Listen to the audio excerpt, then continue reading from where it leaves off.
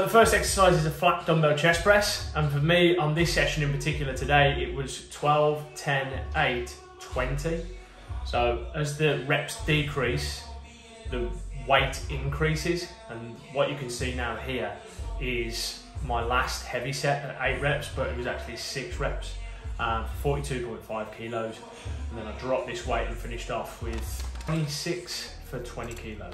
Next exercise is a weighted chin-up. I'm using 10 kilos, just a 10 kilo plate, and we're looking for 3 to 5 reps on this one. Really making sure that at the bottom of the move, you have that little bit of a stretch at the bottom, just to stretch out the lats, and obviously pulling straight up, trying to get your head over the top of the bar.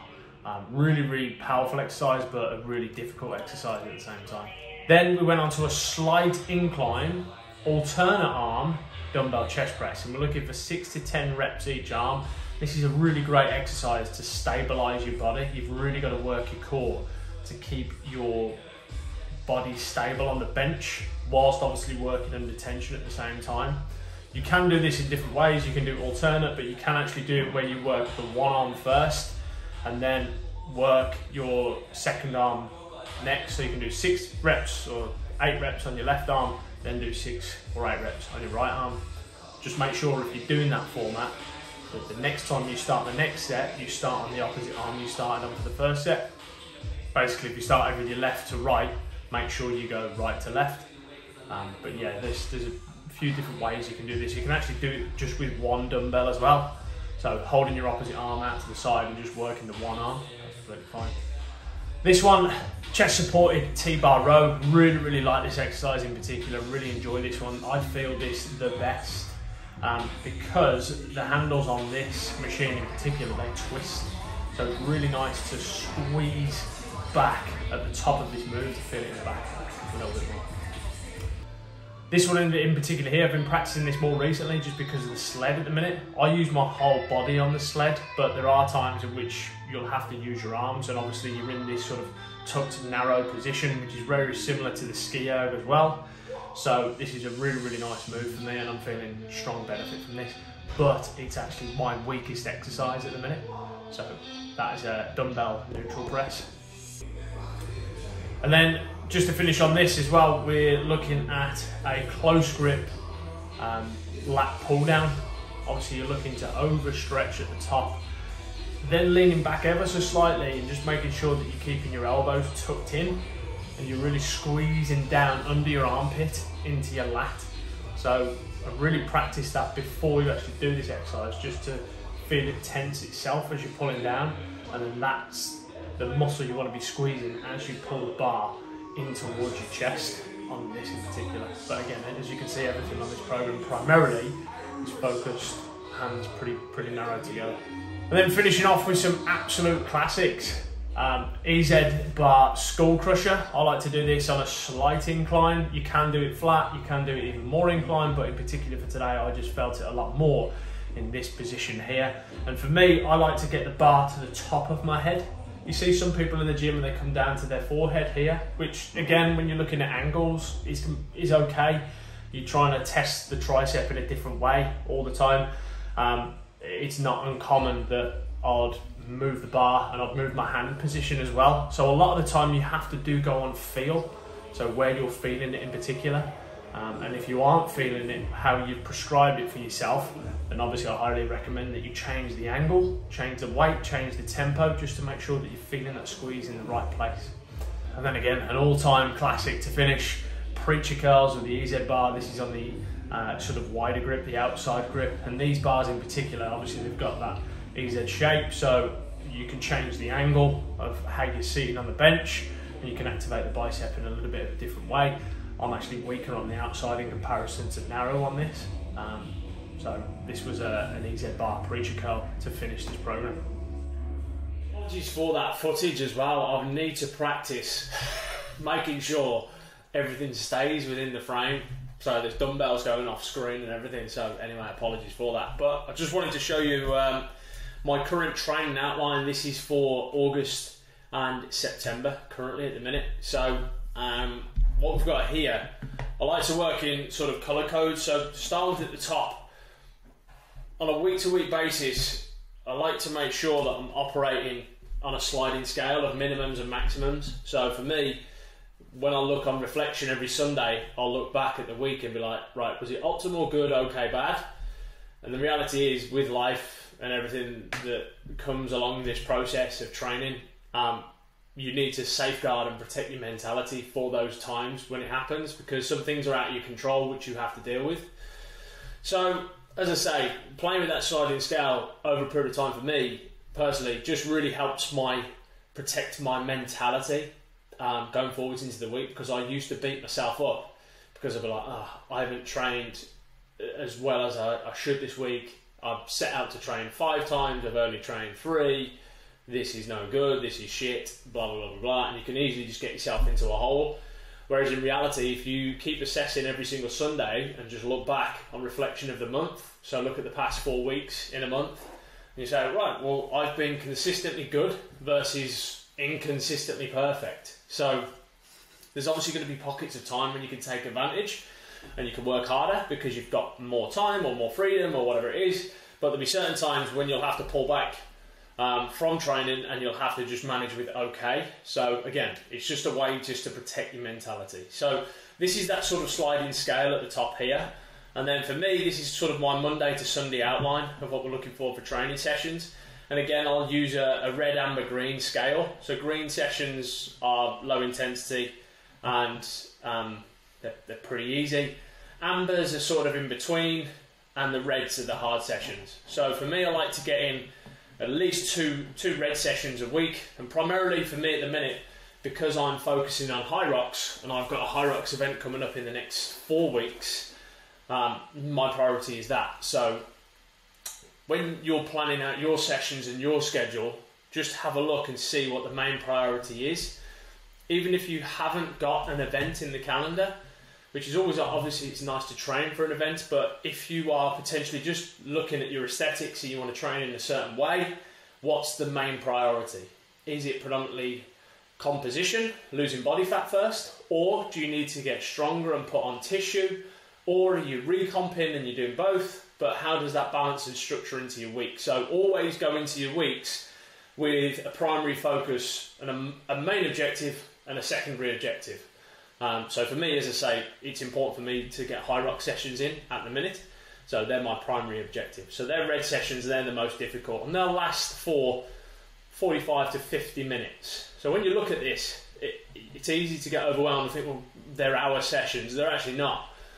Especially these 5 mile zone 2s. These are like 40 to 45 minutes. So Hyrox session 45, even the gym sessions itself, they're 45 minutes. So as I say, red, amber, green, green easy, amber moderate, red difficult. So that's the current schedule at the minute. So on Mondays and Thursdays, they'll be my difficult days, they'll be my red days.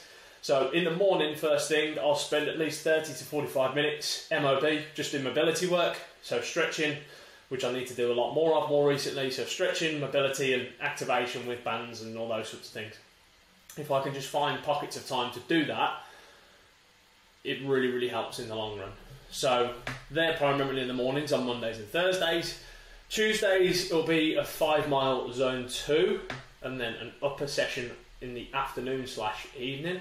So I'll primarily go out first thing to do the 5 mile run. The only reason for that is that's my main priority with Hyrox, is the running, and I'll have more energy to complete the run. So I'd rather focus on that more. For me at the minute, yes, my aesthetics and working on strength is still part of my life, but at this pocket in time, it's secondary, it's not primary. So I'll put more focus and more attention into my running.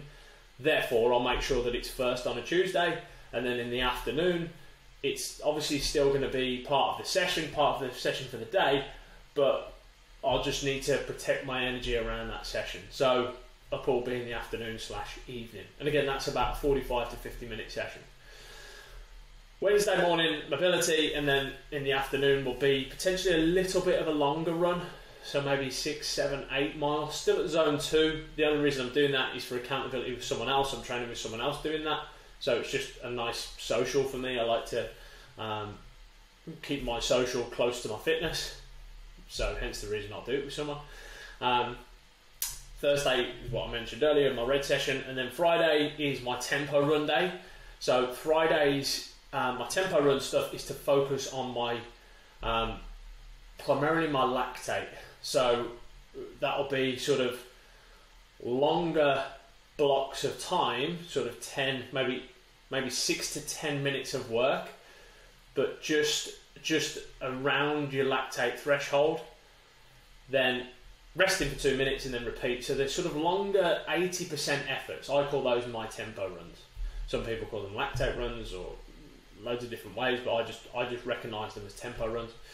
That's on Fridays. Saturdays is a lower body session. Again, a lot of the time with the lower body session, every single week, that'll be gauged upon how my body's feeling from the week. Because as long as I'm tracking, as well as tracking the objective stuff, I'll track subjective data, my sleep, my mood, my energy, things in life that go off. Because reality is, towards the back end of the week, the more tanked you're going to be, and potentially that Saturday session might turn into another mobility session and just having Saturday completely off and completely free. Or I might have an abundance of energy because I've had a really good strong week and I'll train on that Saturday. Which is the same on Sunday. And Sunday I've started, they're my bike rides that I do, which is 50 to 70 miles, which is around 3 hours to 3.5 hours of cycling. Especially this time of year as we've still got some sunlight. I'll take advantage of that and I'll just get out. It won't be aggressive, it'll be sort of zone 2. Potentially some zone 3 stuff in there, especially with hills. But again, I'll gauge that on how I feel. If my body's battered on the Saturday and I'll do the session, I'll usually drop the Sunday session and just focus on recovery and just relaxing. And as I say, with that as well, the one thing that I want to try and get across within this sort of short section is you need to track how you feel, in my opinion, as much as anything else, because as soon as you prescribe yourself something that you should be doing, you're forgetting that a lot of this, you can't 100% control your autonomy of your body, of your stress, of the impact of that inflammation from the accumulation of your training. So some days you might wake up and it'll be like, right, I'm a 6 out of 10 today and it's a prescribed Hyrox session. Is that going to serve you best in the next 24 to 48 hours? Therefore, is that going to impact your recovery? Therefore, are you going to be able to train as hard? My main point is track, in my opinion, track subjective data alongside your objective data. And the most simplest way you can do that is just by grabbing a notepad and a pen and getting good at writing stuff down. First thing in the morning, last thing at night, throughout the day. And then you can sort of track back and you've got it as a reference point. I really am a firm believer of thinking in ink. As soon as it's out on the page and on the paper, you stand yourself in a better position of strength to operate from. So, as I say, that's the current outline with that. And then calories-wise, what that actually looks like. So, we've got 2 gym sessions a week, an upper and a lower session at the minute, which for me, again, I'm in a position of maintenance, so I'm just eating to maintain my current level of weight. I'm not necessarily eating to lose body fat. I'm not necessarily eating to increase mass or increase weight. This is for me to maintain my weight and fuel my sessions at the same time. So when you see these numbers, that's for me to maintain weight. You might look at this and be like, okay, that's a lot of food. And you might look at the protocols I'm going to talk about, which is primarily things like eating back expenditure. You might see that and automatically I'm the same. I'll look at it and go, oh, I can eat back the food from this session. Well, that's great if you're in a position of wanting to maintain your weight and fuel your performance and recovery. But if you're in a position where you're wanting to recomposition your body or drop body fat, body weight, that protocol may not be necessary for you at this period of time, but it is a protocol that we use to ensure that you're recovering at best and you've got the fuel required for your performance, if that makes sense. So, main point again from an overview of that, I'm looking to maintain my weight, hence that these numbers currently have worked for me for the past 9 months. So I actually did starting this year, so we're in September. So yeah, these have been my calories pretty much this year, and MyFitnessPal confirms that. So, as I say, gym sessions, they're twice a week. I'll primarily hit 2,600 calories on those days with a 45% split of macronutrients in the favour of carbs. So it's 195 grams of protein on average, 293 grams of carbs on average, and fats at 72 grams at 25% on average. Okay, I say on average because the reality is you will have some things that come in which will make those numbers go off. Alright, so we don't need to get in a rabbit hole and be like, oh, I haven't eaten 20 grams of my carbs today, everything's going to go out well. It's not about that, it's about you, again, being consistently good. And the reality is, in your world, I don't know about you, I'm very much like this, I'll pretty much rotate the same 10 to 20 food items every single week because we're creatures of habit. So breakfast will look the same, lunches will look the same, dinners will primarily look the same every single week. And you can guarantee that because if you look at where you shop, and if you've got something on your smartphone like Sainsbury's and you can see like your offers and all that sort of shit, like the reality is you buy the same stuff every week. So it will primarily fit into these numbers. So anyway, as I say, that's for gym days, so that's twice a week. And then I've got pre-Hyrox days, which is actually twice a week as well. So that'll be a Sunday because I train on a Monday, and it'll be a Wednesday because I train on the Thursday for Hyrox. So what I look at for me, these are the numbers that have worked really well for me. 4 to 5 grams per kilo of carbohydrates, and then protein at 1 gram per pound of body weight, and then fat between 30 and 90 grams. So for me, that sits at 3,450. Protein is 216 grams on average. Carbs is 430 grams on average. Fats is 96 grams on average. Okay. Since me implementing this, I've had much better output from my Hyrox training sessions because I've got more fuel. When I first started, I was 103 or 105 kilos. So I actually ate the same as my gym day sessions because I was in a position of trying to recomposition down as well as fuel my performance. So my primary focus was to lose body fat. My secondary objective was performance, whereas now that has switched. So at that period of time, I would have done less calories and utilised it to drop body fat and just been extremely careful and cautious around my energy and around my mood. Therefore, my training plan and program around that time would have been different to accommodate for the extra stress from not touching the just about the right amount of calories necessary, because the biggest thing that gets tanked is your energy because you're in a deficit. So pre-Hyrox days, that's on Sundays and that is on Wednesdays, and I'll eat up to 400 to 430 grams of carbohydrates. What an amazing day to be alive. And then on the actual Hyrox day, I'll eat as normal, but then I'll put the expenditure back in for what I burnt in that session. So if I, obviously all of my sessions are tracked with a heart rate monitor, and the calories burned on average, again, it's I'm using that metric and it's working for me. So that guesstimate is usually between 700 to 900 calories. So I'll eat my 2,600 as normal, and then I'll put 900 calories back in, primarily in the focus again of carbohydrates to allow me to recover efficiently and allow me to attack the next day running this program. And so far, my energy's been good, my mood has been good, and my output has been good. So these numbers work for me at the minute. Okay? So that's on the Hyrox day.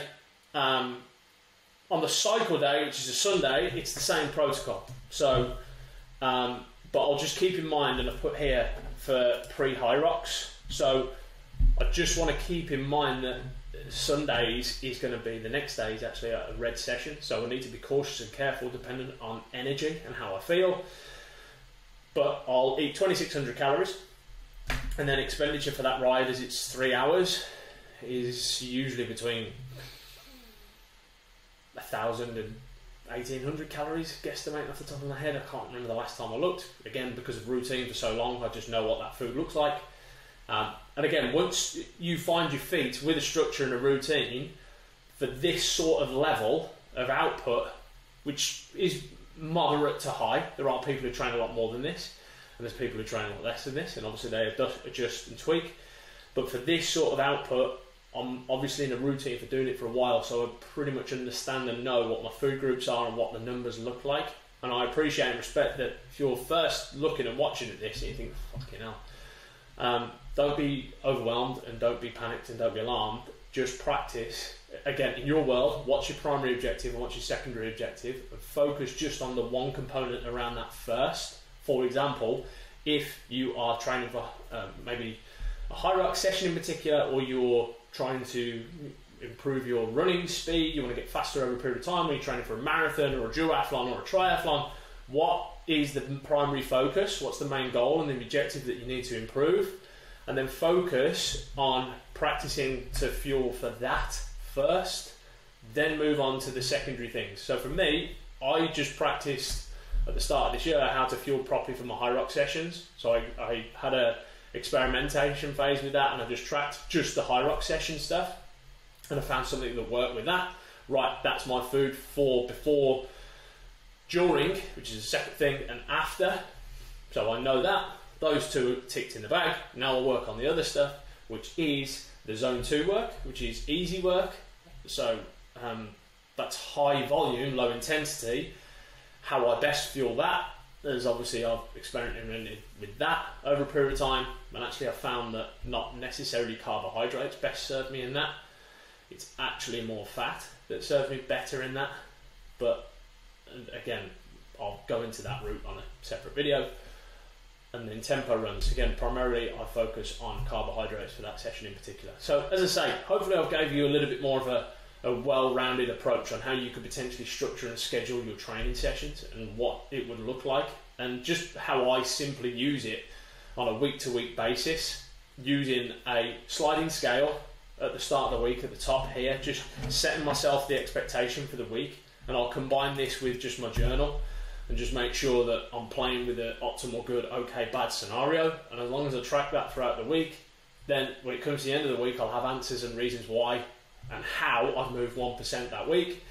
Then I'll confirm it with my Google Calendar and put these sessions into my Google Calendar with the same color coding system, so I know what to come, what to expect. So the night before I'll check the following day, the following morning I'll check the following afternoon, and then the calories. These are all into my FitnessPal, and I've just tweaked the days. So I use the premium feature of putting the grams in for the specific days, and then it's just a matter of putting the food in. And then the thing as well to remember is once you put the food in once, you won't ever have to really put it in again, as long as it's accurate. And as a side note, just be careful and cautious with that, because MyFitnessPal is a user-driven database, therefore it's reliant upon people putting information into the app and that being accurate. You do need to check labels the first time you do them, because sometimes they can be off. I've had some absolute horror shows with calorie numbers in MyFitnessPal. Again, for me, I like MyFitnessPal because it's numbers, I'm relaxed with the numbers, I understand how they work, how they look. Other people, you might be in a position where you just want to write it down. Write it down. If anything, that's probably going to be more powerful anyway. And then once you're in a routine and a swing of knowing what food feels right for you, you've found a little bit of a sweet spot. And that's your mission at the minute, is to try and find a sweet spot of your fueling.